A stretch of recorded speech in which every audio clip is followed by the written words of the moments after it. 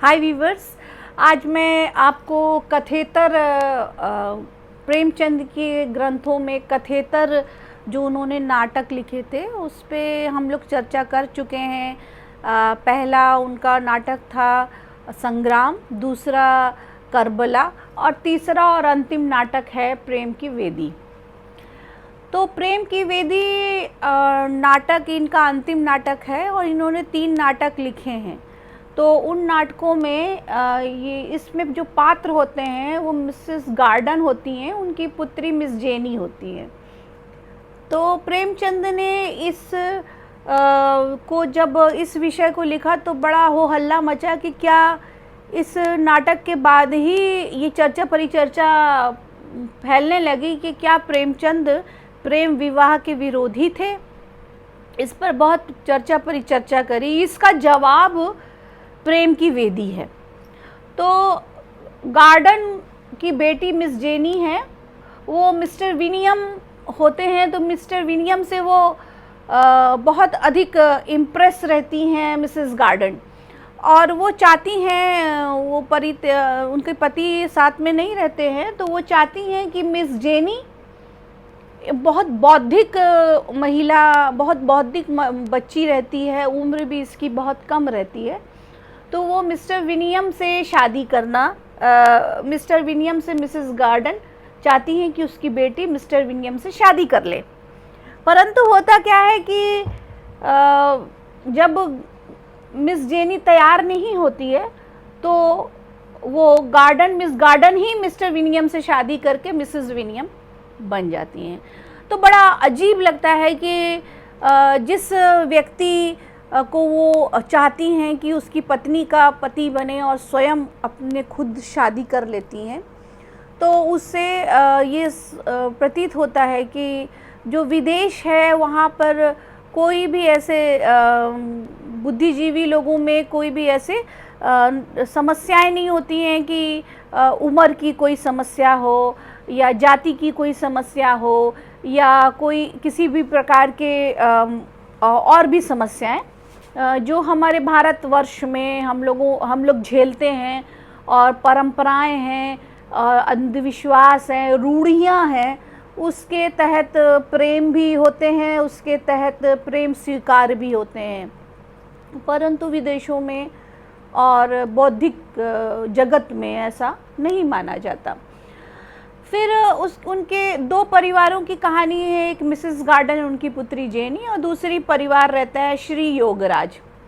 उनकी अल्पवयस्क पत्नी उमा जो बहुत अधिक कम उम्र की होती है और योगराज अधिक उम्र का होता है, और उसकी 3 गर्भपात होते हैं उसी में, और बहुत ही अच्छी युवती उमा रहती है, परंतु वो अकाल मृत्यु हो जाती है। वो उसको मृत्यु इसलिए होती है क्योंकि वो कम उम्र में उसकी शादी हो जाती है, अल्पवयस्क होने के कारण, और अधिक बच्चे होने के कारण उसकी मृत्यु हो जाती है। फिर डॉक्टर विल्सन इसमें आती हैं जो बहुत अधिक बौद्धिक रहती हैं, और बौद्धिक विचार विमर्श के लिए इस नाटक में उनका रहना बहुत अच्छा लगता है। उनकी बौद्धिक उपस्थिति वो दर्ज कराती हैं। तो फिर धीरे से जब उमा की डेथ हो जाती है, मृत्यु हो जाती है, तो जेनी, उमा और जेनी दोनों दोस्त होती हैं, मित्र होती हैं, बहुत ज़्यादा एक दूसरे को पसंद करती हैं। परंतु जब मृत्यु हो जाती है तो जेनी योगराज के प्रति आकर्षित होती है, उससे विवाह करना चाहती है। योगराज भी उससे विवाह करना चाहता है और दोनों का प्रेमालाप चलता रहता है इस नाटक में।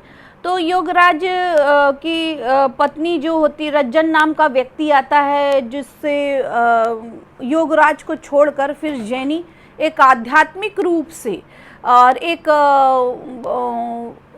आदर्श प्रेम के खातिर वो जुड़ जाती है मिस्टर रज्जन से, और रज्जन की पत्नी बनने का सपना लिए हुए वह योगराज के प्रेम को प्रेम की वेदी में बलिदान करती है। ये एक शॉर्ट विजन है इस नाटक का। तो इससे ये प्रतीत हुआ कि क्या जब देखते हैं कि योगराज भी अपनी जेनी से विवाह नहीं कर पाता है, तो क्या प्रेमचंद वास्तव में प्रेम विवाह के खिलाफ थे या प्रेम विवाह नहीं चाहते थे? जबकि उन्होंने बहुत सारी समस्याएं इस नाटक में उठाई हैं, जैसे धर्म समस्या, अछूत की समस्या, विवाह की समस्या, धर्म की तार्किक आलोचना भी की है, अंतरधार्मिक विवाह के बारे में भी बताया है, सामाजिक समस्या के बारे में बताया है। जब जेनी कहती है कि मैं ऑल्टर और हवन कुंड में कोई अंतर नहीं कर सकती, इस नाटक में प्रेम विवाह अंतर्द्वंद का बहुत अच्छा वर्णन हुआ है। तो इस हिसाब से आपने देखा कि ये प्रेम और विवाह के अंतर्द्वंद की कहानी है। और आज आपको ये समस्याएं देखने पर और ये पात्र देखने पर आपको प्रतीत होगा कि साहित्य को एक दिशा देने के लिए प्रेमचंद के तीनों नाटक एक बहुत बड़ी भूमिका अदा करते हैं। उसमें पहला संग्राम, दूसरा करबला और तीसरा प्रेम की वेदी। उनके कथा संसार बहुत अधिक लोगों में लोकप्रिय है, परंतु उनके कथेतर जो कथाओं के अलावा कथेतर उनकी जो विविध विधाएं हैं, विविध आयाम हैं, उस पर मैं आज चर्चा कर रही थी। तो आज उनके तीनों नाटकों की समीक्षा पूर्ण हुई। व्यूअर्स, अगर आपको अच्छा लगे तो लाइक, कमेंट्स और शेयर ज़रूर करिएगा और मुझे सब्सक्राइब भी ज़रूर करिए। और अगर आपकी कोई डिमांड है, जैसे बच्चे अभी डिमांड दे रहे हैं, स्टूडेंट्स डिमांड्स दे रहे हैं, तो आप भी कमेंट्स में वो डिमांड्स को आप लिख सकते हैं कि मुझे मैडम ये इस पर विषय पे चाहिए। तो मैं पूरी रिसर्च के साथ मैं आपके सामने उपस्थित होंगी और आपसे बात करूंगी कि प्रेमचंद के ग्रंथ किस प्रकार से आप लोगों की शिक्षा में और साहित्य के क्षेत्र में बड़ी भूमिका अदा करते हैं। Thank you viewers, thank you very much.